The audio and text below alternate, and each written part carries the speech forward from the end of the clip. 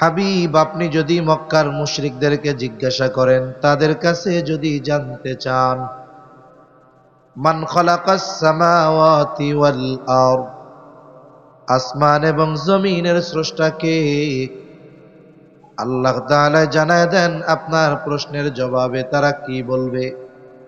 আল্লাহ তাআলা বলেন, এই প্রশ্নের জবাবে তারা বলবে, লা ইয়াকুলুন্নাল্লাহ, অবশ্যই অবশ্যই আসমান জমিনের স্রষ্টা হলেন আল্লাহ। এরপরে আল্লাহ তাআলা আরেক জায়গায় বলেন, ওয়ালা ইন সাআলতাহুম মান নাযালা মিনাস সামাই মাআন ফাআহইয়া বিহিল আরদ বা'দা মাউতিহা, আপনি যদি মক্কার মুশরিকদের কাছে জানতে চান, জিজ্ঞাসা করেন, মান নাযালা মিনাস সামাই মাআ, কে আসমান হতে পানি বর্ষণ করে বৃষ্টি দেয়, শুধু তাই না, ফাআহইয়া বিহিল আরদ বা'দা মাউতিহা, কে ওই মৃত জমিনকে ওই পানি বর্ষণের দ্বারা পুনরুজ্জীবিত করে। তার মানে একটা জমিন শুকিয়ে ফেটে চৌচির হয়ে চাষাবাদের অনুপযুক্ত জমিনে পরিণত হয়, বলে এইটাকে বলা হয় মৃত জমিন। কিন্তু যখন ওই জমিনের উপরে বৃষ্টির পানি পড়ে, বলে জমিনটা নরম হয়ে যায়, এইবার ওই জমিনের মধ্যে ফসল উৎপাদন করা যায়। বলে কে পানির দ্বারা ফসল উৎপাদনের অনুপযুক্ত জমিনটাকে কে ফসল উৎপাদনের জন্য উপযুক্ত করে তুলে, তারা তাদের দেব দেবীদের কথা বলবে না। দুইটা তাকিদ যোগ করে আল্লাহ তাআলা বলেন, লা ইয়াকুলুন্নাল্লাহ, অবশ্যই অবশ্যই এগুলো যিনি করেন তিনি কে।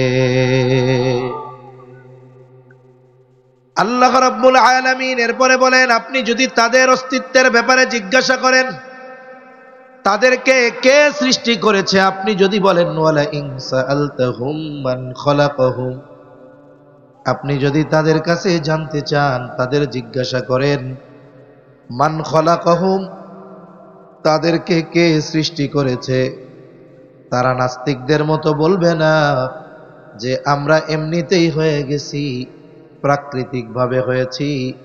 এই প্রশ্নের জবাবেও তারা বলবে, অবশ্যই অবশ্যই আমাদের যিনি সৃষ্টি করেছেন তিনি কে। তাহলে আল্লাহ তাআলাকে আবু জেহেল, উতবা, সাইবা স্রষ্টা হিসাবে বিশ্বাস করত। এই বৃষ্টি দিত, ফসল উৎপাদন করত আল্লাহ, এটা বিশ্বাস করত। আসমান জমিনের স্রষ্টা আল্লাহ, এগুলো বিশ্বাস করত। অথচ এরপরেও এরা কাফের কেন? বলে আল্লাহর সাথে এমন কিছুর শিরিক এরা করে, যার কারণে এদের এই বিশ্বাসের কোনো দাম। আমাদের সমাজে অনেক মানুষ আছে, কেউ পীর পূজা করে, কেউ মাজার পূজা করে, আছে না নাই? ওরে জিজ্ঞাসা করবেন আল্লাহ স্রষ্টা কে, বলবে আল্লাহ। আসমান জমিনের স্রষ্টা কে? আল্লাহ। তোরে বানাইছে কে? আল্লাহ। কিন্তু দেখবেন মাজারে গিয়া যখন কিছু প্রয়োজন, বলে বাবা আমারে দাও। তার মানে বোঝা গেল আবু জেহেল, উতবা, সাইবা ওই মূর্তির পূজা করত। আর আমাদের সমাজের কিছু মানুষ মাজারের পূজা করে, পীরের পূজা করে, যার কারণে দেখা যায় আবু জেহেল, উতবা, সাইবা আর এদের মধ্যে তফাৎ নাই।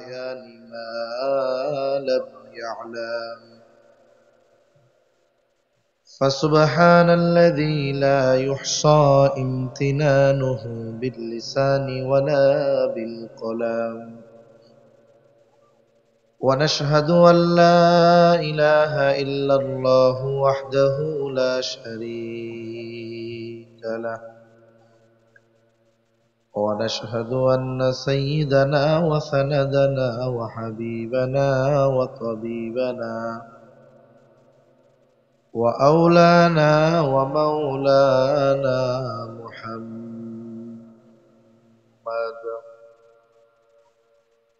صلى الله تعالى عليه وعلى آله وأصحابه وبارك وسلم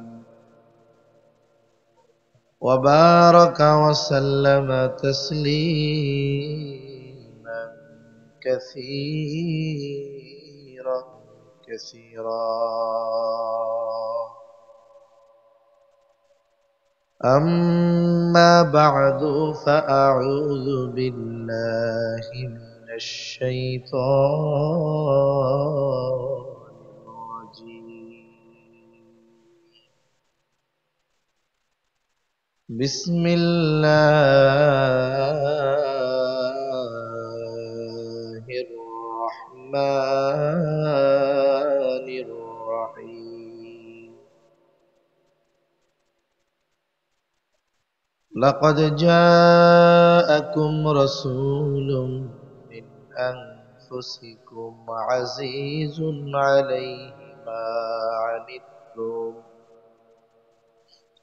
عزيز عليه ما عنتم حريص عليكم بالمؤمنين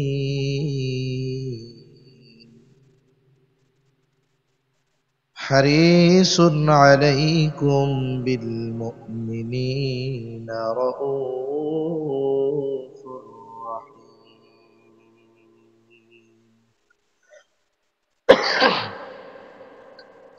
وقال رسول الله صلى الله عليه وسلم: لا يؤمن أحدكم حتى أكون أحب إليه من والده وولده والناس أجمعين، أو كما قال النبي صلى الله عليه وسلم: صدق الله العلي العظيم وصدق رسوله النبي الكريم، ونحن على ذلك من الشاهدين والشاكرين، والحمد لله رب العالمين. سبحانك لا علم لنا إلا ما علمتنا إنك أنت العليم الحكيم.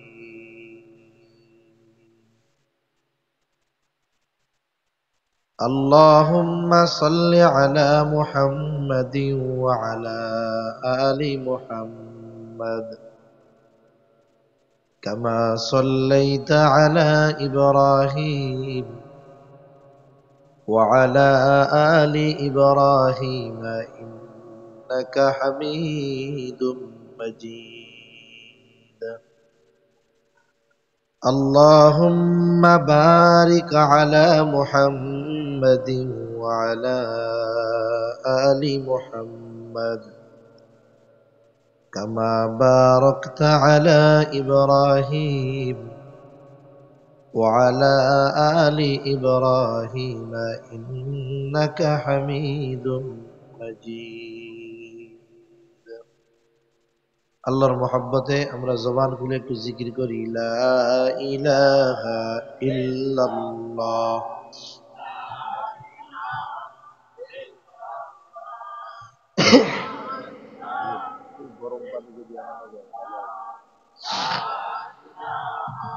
ইল্লাল্লাহ, লা ইলাহা ইল্লাল্লাহ।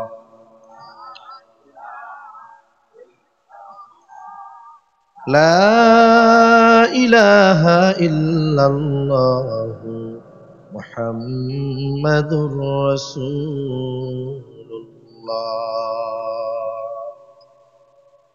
সাল্লাল্লাহু আলাইহি ওয়াসাল্লাম। আলহামদুলিল্লাহ, ঐতিহ্যবাহী নারায়ণগঞ্জ জেলার অন্তর্গত বন্দর থানাধীন কামরাবো কুচিয়ামোড়া স্ট্যান্ড কেন্দ্রীয় বাইতুন নূর জামে মসজিদের নির্মাণ কল্পে 2 দিনব্যাপী 41তম বার্ষিক ইসলামী সম্মেলনের সম্মানিত শ্রদ্ধেয় সভাপতি দুই দিনব্যাপী সম্মেলনের সমাপনী দিবসের সম্মানিত শ্রদ্ধেয় সভাপতি, প্রধান অতিথি, বিশেষ অতিথিবৃন্দ সহ সম্মানিত শ্রদ্ধেয় উলামায়ে কেরাম, সামনে উপস্থিত মুরব্বিয়ানে কেরাম, সমবয়সী যুবক বন্ধু, স্নেহের ছোট ভাই, মাইকের আওয়াজ যত দূরে যায় পর্দার অন্তরালে অবস্থানরতা সম্মানিতা শ্রদ্ধা মা ও বোন, আল্লাহ রাব্বুল আলামিনের দরবারে অগণিত শুকর যে মহান মালিক আমাদের হায়াতে বরকত দিয়ে সুস্থ রেখে সুবিজ্ঞ উলামা হযরতদের জবান থেকে খুবই গুরুত্বপূর্ণ কথা শ্রবণ করবার, আমাকেও আপনাদের খেদমতে কিছু কথা বলবার সুযোগ যে মহান মানিব দান করেছেন, সে মহান মানিবকে খুশি করার জন্য মোহাব্বতের সাথে জবান খুলে অন্তর থেকে আমরা একবার কালিমাতুশ শুকর পাঠ করি, আলহামদুলিল্লাহ।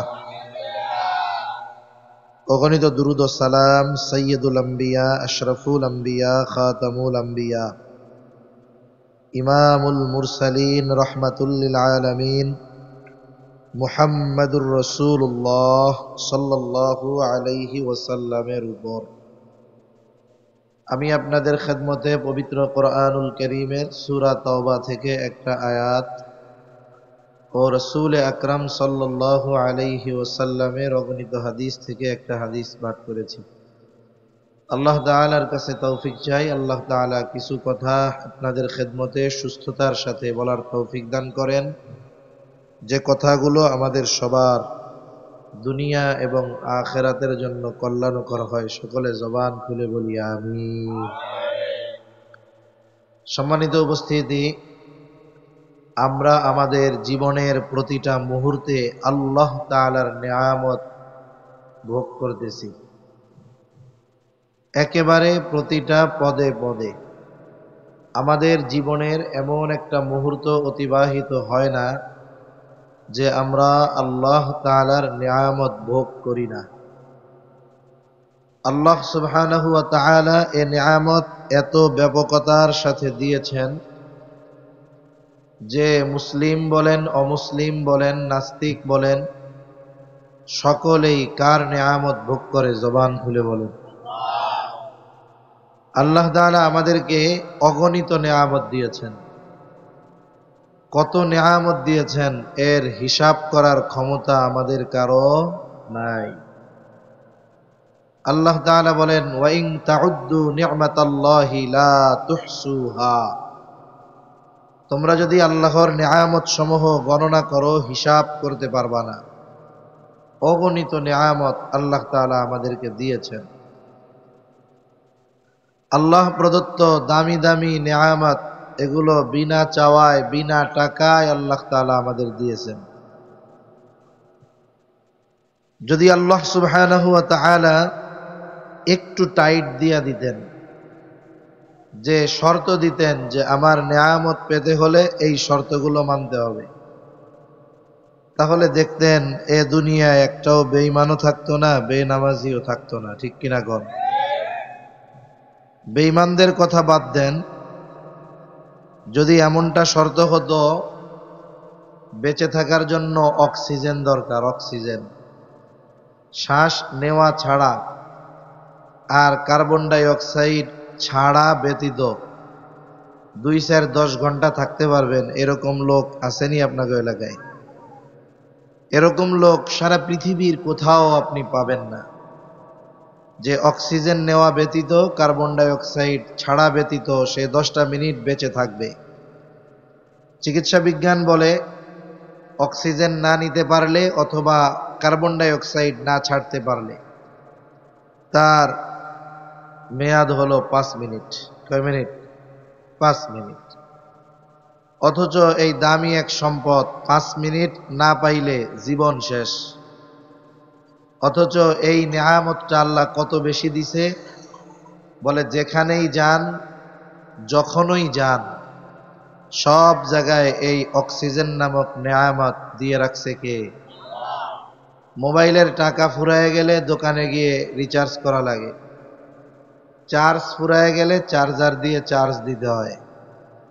কিন্তু দেখেন অক্সিজেন নিয়ে কোনো টেনশন নাই, এত বেশি পরিমাণ আল্লাহ দিচ্ছেন। যদি একটু শর্ত লাগাইয়া দিতেন যে এই মোবাইলকে চার্জ দেওয়ার জন্য যেমন কারেন্টের কানেকশনে দিয়ে চার্জার লাগাতে হয়, অনুরূপভাবে যদি অক্সিজেন পেতে হয় মসজিদে যাওয়া লাগবে। রিচার্জ কি? বলে ফজরের নামাজ পড়লে জোহর পর্যন্ত অক্সিজেন, জোহর পড়লে আসর পর্যন্ত, আসর পড়লে মাগরিব, মাগরিব পড়লে এশা, এশা পড়লে ফজর পর্যন্ত অক্সিজেন পাওয়া যাবে। মসজিদগুলা এতটুক মসজিদেও মনে হয় আপনাকে এলাকায় হইতো না, ঠিক কিনা কন? আরো বড় মসজিদ লাগতো। কিন্তু আল্লাহ তাআলা এই দামি নেয়ামত একেবারে বিনা কয়েদে, বিনা শর্তে, বিনা পরিশ্রমে আল্লাহ তাআলা দিচ্ছেন। এজন্য আল্লাহ তাআলার নেয়ামতের কদর আমরা করি না। যে নেয়ামত দিয়েছেন তার গোলামি আমরা যথাযথভাবে করি না, এটা আমাদের জন্য দুঃখজনক বিষয়। তা আল্লাহ প্রদত্ত দামি দামি নেয়ামতগুলোর মধ্যে অন্যতম দামি এক নেয়ামত হলো আল্লাহ তাআলা আমাদেরকে ঈমানদার বানিয়েছেন, সাথে সাথে মুহাম্মাদুর রাসূলুল্লাহ সাল্লাল্লাহু আলাইহি ওয়াসাল্লামের উম্মত বানিয়েছেন।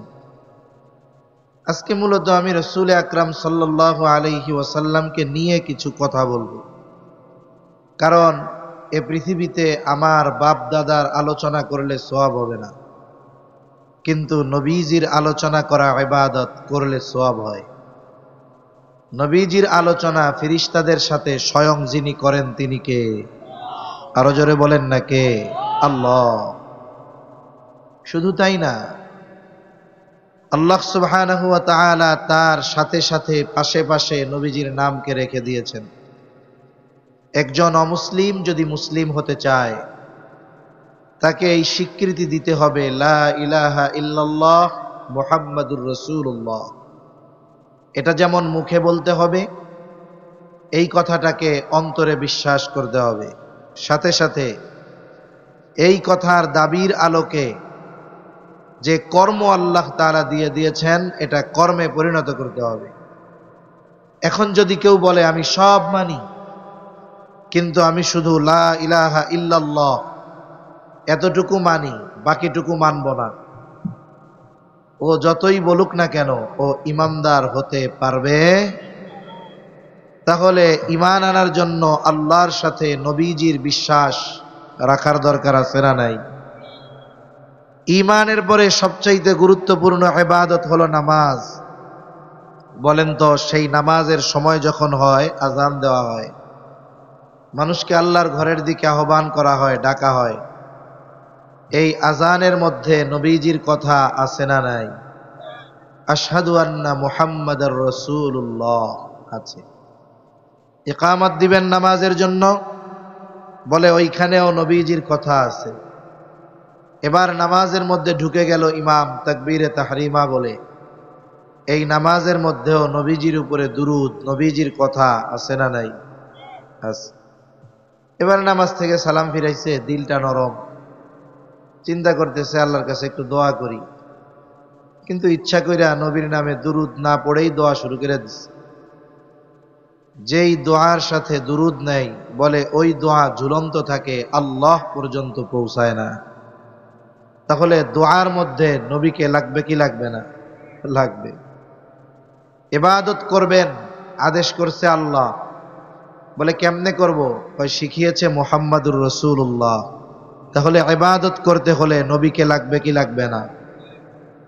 জীবনের কোথাও থেকে আমি আপনি আমার আপনার নবীকে বাদ দিতে পারবো না। এজন্য আল্লাহ তাআলা বলেন, হাবিব ওয়া রাফা'না লাকা যিকরাক, আমি আপনার আলোচনাকে সমুন্নত করেছি। এই পৃথিবীতে এমন একটা মুহূর্ত অতিবাহিত হয় না যেই মুহূর্তে আল্লাহ তাআলার নামের সাথে সাথে আমার আপনার নবীর নাম উচ্চারিত হয় না। সুবহানাল্লাহ। এমন একজন নবীর উম্মত হতে পেরে আমরা সবাই খুশি তো। এখন উম্মত তো হতে পারলাম, এখন নবীজির কাছ থেকে উম্মতের স্বীকৃতি পাবো কিনা এ বিষয়টাও মাথায় রাখা দরকার। রাসূল আকরাম সাল্লাল্লাহু আলাইহি ওয়াসাল্লামের উম্মত হতে পেরেছি, এটা অনেক সৌভাগ্যের ব্যাপার। বিশেষ করে আল্লাহ তাআলা মুমিনদের জন্য রাসূল আকরাম সাল্লাল্লাহু আলাইহি ওয়াসাল্লামকে বিশেষ অনুগ্রহ বলে অভিহিত করেছেন। আল্লাহ তাআলা বলেন, লাকাদ মান্নাল্লাহু আলাল মুমিনিনা ইয বাআসা ফীহিম রাসূলাম মিন আনফুসিহিম। আল্লাহ তাআলা বলেন, মুমিনদের উপর আল্লাহ তাআলার বিশেষ অনুগ্রহ যে তিনি তাদের মধ্য থেকে তাদের জন্য একজন রাসূল প্রেরণ করেছেন। তাহলে রাসূল সাল্লাল্লাহু আলাইহি ওয়াসাল্লাম হলেন মুমিনদের জন্য বিশেষ অনুগ্রহ। ঘোষণা দিচ্ছেন কে? এই আয়াতের তাফসিরে এসেছে যে নবীজি মুমিনদের জন্য স্পেশাল অনুগ্রহ, ঠিক আছে, তবে তিনি গোটা সৃষ্টি জগতের সকলের জন্য রহমত। বলে ওনার রহমতের পরিব্যাপ্তি কত দূর? বলে আল্লাহ তাআলা যেই জায়গার রব, আমার আপনার নবী সেই জায়গার রহমত। সুবহানাল্লাহ বলেন। তিনি রহমাতুল লিল আলামিন হওয়ার কারণে এই পৃথিবীর অমুসলিমেরা, ইসলাম বিদ্বেষীরা, কাফেররা নবী দুনিয়ায় থাকার সময় এবং দুনিয়া থেকে চলে যাওয়ার পরেও নবীর কারণে শুধু মুমিনরা উপকৃত হয় তা নয়, কাফেররাও উপকৃত হয়েছে, হচ্ছে, কিয়ামত পর্যন্ত হবে। বলে কিয়ামতের দিনও তারা নবীর কারণে উপকৃত হবে। কিয়ামতের দিন আবার কেমনে হবে? বলে যখন আল্লাহ তাআলা সর্বোচ্চ রাগান্বিত অবস্থায় থাকবেন, কাহ্হার, এত রাগান্বিত অবস্থায় থাকবেন যে উনি বিচার কার্য শুরুই করবেন না। হাসরবাসী হক মুসলিম বা অমুসলিম সকলে পেরেশান। হাসরের ময়দানে তারা এতটা অস্থির হয়ে যাবে, চিন্তা করবে বিচার হোক, জান্নাতে যাই নাইলে জাহান্নামে যাই, যাবো তো এক জায়গায়, কিন্তু আর হাসরের ময়দানে থাকা যায় না। সেদিন আল্লাহ তাআলার কাছে বিচার শুরু করার কথা কেউ বলতে সাহস করবে না। আমার আপনার নবী আল্লাহ তাআলার কাছে গিয়ে বিচার কার্য শুরু করার আদেশ অনুরোধ করবেন। আল্লাহ তাআলা আমার আপনার নবীকে খুশি করার জন্য নবীর কথা গ্রহণ করে আল্লাহ তাআলা বিচার কার্য শুরু করবেন। সুবহানাল্লাহ। সবাই তো অস্থির, কাফেররাও অস্থির। এই যে নবীর সুপারিশে বিচার শুরু হইল, কাফেরও অস্থিরতা থেকে মুক্তি পাইল। এই অস্থিরতা থেকে, অনন্তকালের অস্থিরতা তো পরে হবে, সেটার বিষয়ে পরে। তাহলে দুনিয়ায়ও তারা উপকৃত হয়েছে, হচ্ছে, কিয়ামত পর্যন্ত হবে। নবীজির দোয়ার কারণে ইসলাম নিয়ে যারা বিদ্বেষ, ইসলামকে যারা ধ্বংস করতে চায়, ইসলামের বিরুদ্ধাচরণ করে, নাফরমানি করে, নবীর দোয়া, আল্লাহ অতীতের উম্মতদের মতো পাপের কারণে আমার উম্মতদেরকে সমূলে ধ্বংস করে দিয়েন না। এজন্য পাপ অনেক, কিন্তু আল্লাহ তাআলা হালকা পাতলা মাঝে মধ্যে দিয়া একটু সতর্ক করে, পাপের কারণে সমূলে আমাদেরকে বিনাশ করে দেন না। বলে কে দোয়া করছে? মুহাম্মাদুর রাসূলুল্লাহ সাল্লাল্লাহু আলাইহি ওয়াসাল্লাম। তাহলে নবীজি সকলের জন্য রহমত, কাফেরদের জন্য নবীজি রহমত। আবু জেহেল, উতবা, সাইবার জন্য নবীজি রহমত ছিলেন। একবার আবু জেহেল নবীজির সামনে নবীজিকে শুনিয়ে শুনিয়ে আল্লাহ তাআলার কাছে দোয়া করতেছে। কি দোয়া? বলে আল্লাহ, আপনি সত্যই যদি মুহাম্মাদের উপরে কোরআন নাজিল করে থাকেন, তাইলে আমাদের উপরে পাথর বর্ষণ করেন, না হলে যন্ত্রণাদায়ক শাস্তি দেন। দোয়া করতেছে আবু জেহেল। কার কাছে দোয়া করে? এখন আবু জেহেল তো কাফের, ও কি আল্লাহরে বিশ্বাস করে? বলে হ্যাঁ করে। আল্লাহর অস্তিত্বে বিশ্বাসী ছিল মক্কার কাফেররা। তবে সমস্যা কোথায়? বলে আল্লাহ তাআলার সাথে তারা এমন কিছুর শিরিক করত, যার কারণে আল্লাহর প্রতি এই বিশ্বাস মূল্যহীন হয়ে গেছে। কাফেররা আল্লাহর প্রতি বিশ্বাস করত, এটা আমার কথা না, আল্লাহই বলেন ওয়ালাইন সাআলতাহুম মান খালাকাস সামাওয়াতি ওয়াল আরদা লায়াকুলুন্নাল্লাহ।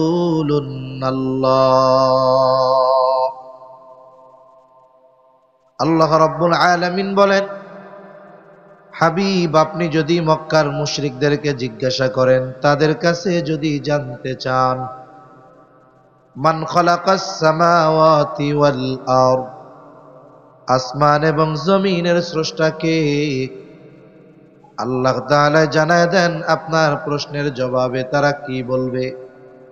আল্লাহ তাআলা বলেন, এই প্রশ্নের জবাবে তারা বলবে, লায়াকুলুন্নাল্লাহ, অবশ্যই অবশ্যই আসমান জমিনের স্রষ্টা হলেন আল্লাহ। এরপরে আল্লাহ তাআলা আরেক জায়গায় বলেন, ওয়ালা ইন সাআলতাহুম মান নাযালা মিনাস সামাই মাআন ফাআহইয়া বিহিল আরদ বা'দা মাউতিহা। আপনি যদি মক্কার মুশরিকদের কাছে জানতে চান, জিজ্ঞাসা করেন, মান নাযালা মিনাস সামাই মাআ, কে আসমান হতে পানি বর্ষণ করে বৃষ্টি দেয়, শুধু তাই না, ফাআহইয়া বিহিল আরদা বা'দা মাউতিহা, কে ওই মৃত জমিনকে ওই পানি বর্ষণের দ্বারা পুনরুজ্জীবিত করে। তার মানে একটা জমিন শুকিয়ে ফেটে চৌচির হয়ে চাষাবাদের অনুপযুক্ত জমিনে পরিণত হয়, বলে এইটাকে বলা হয় মৃত জমিন। কিন্তু যখন ওই জমিনের উপরে বৃষ্টির পানি পড়ে, বলে জমিনটা নরম হয়ে যায়, এইবার ওই জমিনের মধ্যে ফসল উৎপাদন করা যায়। বলে কে পানির দ্বারা ফসল উৎপাদনের অনুপযুক্ত জমিনটাকে কে ফসল উৎপাদনের জন্য উপযুক্ত করে তুলে, তারা তাদের দেব দেবীদের কথা বলবে না। দুইটা তাকিদ যোগ করে আল্লাহ তাআলা বলেন, লায়াকুলুন্নাল্লাহ, অবশ্যই অবশ্যই এগুলো যিনি করেন তিনি কে। আল্লাহ রাব্বুল আলামিন এরপরে বলেন, আপনি যদি তাদের অস্তিত্বের ব্যাপারে জিজ্ঞাসা করেন, তাদেরকে কে সৃষ্টি করেছে, আপনি যদি বলেন, ওয়ালা ইন সাআলতাহুম মান খালাকাহুম, আপনি যদি তাদের কাছে জানতে চান, তাদের জিজ্ঞাসা করেন, মান খালাকাহুম, তাদেরকে কে সৃষ্টি করেছে, তারা নাস্তিকদের মতো বলবে না যে আমরা এমনিতেই হয়ে গেছি, প্রাকৃতিকভাবে হয়েছি। এই প্রশ্নের জবাবেও তারা বলবে, অবশ্যই অবশ্যই আমাদের যিনি সৃষ্টি করেছেন তিনি কে। তাহলে আল্লাহ তাআলাকে আবু জেহেল, উতবা, সাইবা স্রষ্টা হিসাবে বিশ্বাস করত। এই বৃষ্টি দিত, ফসল উৎপাদন করত আল্লাহ, এটা বিশ্বাস করত। আসমান জমিনের স্রষ্টা আল্লাহ, এগুলো বিশ্বাস করত। অথচ এরপরেও এরা কাফের কেন? বলে আল্লাহর সাথে এমন কিছুর শিরিক এরা করে, যার কারণে এদের এই বিশ্বাসের কোনো দাম। আমাদের সমাজে অনেক মানুষ আছে, কেউ পীর পূজা করে, কেউ মাজার পূজা করে, আছে না নাই? ওরে জিজ্ঞাসা করবেন আল্লাহ স্রষ্টা কে, বলবে আল্লাহ। আসমান জমিনের স্রষ্টা কে? আল্লাহ। তোরে বানাইছে কে? আল্লাহ। কিন্তু দেখবেন মাজারে গিয়া যখন কিছু প্রয়োজন, বলে বাবা আমারে দাও। তার মানে বোঝা গেল আবু জেহেল, উতবা, সাইবা ওই মূর্তির পূজা করত। আর আমাদের সমাজের কিছু মানুষ মাজারের পূজা করে, পীরের পূজা করে, যার কারণে দেখা যায় আবু জেহেল, উতবা, সাইবা আর এদের মধ্যে তফাৎ নাই। হক্কানি আহলে হক পীর মাশায়েখ যারা আছেন তাদের কথা ভিন্ন। কিন্তু এদেশে অনেক পীর আছে, মোবাইলে দেখি একেবারে কপাল ঠোকায় দিয়ে সেজদা করে, পীরের কাছে চায়, পীরও কিছু কয় না। এখন বলেন তো, এই কাজ যারা করতেছে, যাদের সাথে করতেছে, এরা যতই বলুক না কেন স্রষ্টা আল্লাহ, এ বিশ্বাসের কোনো দাম আছে? জোরে বলেন, দাম আছে? দাম নেই। তাহলে আল্লাহ তাআলার অস্তিত্বে বিশ্বাসী ছিল মক্কার মুশরিকেরা। শুধু তাই না, নবীজি এক হাদিসের মধ্যে বলেন, আবু জেহেল আল্লাহর কাছে দোয়া করেছে, আল্লাহ তাআলাও আবু জেহেলের দোয়া কবুল করেছে।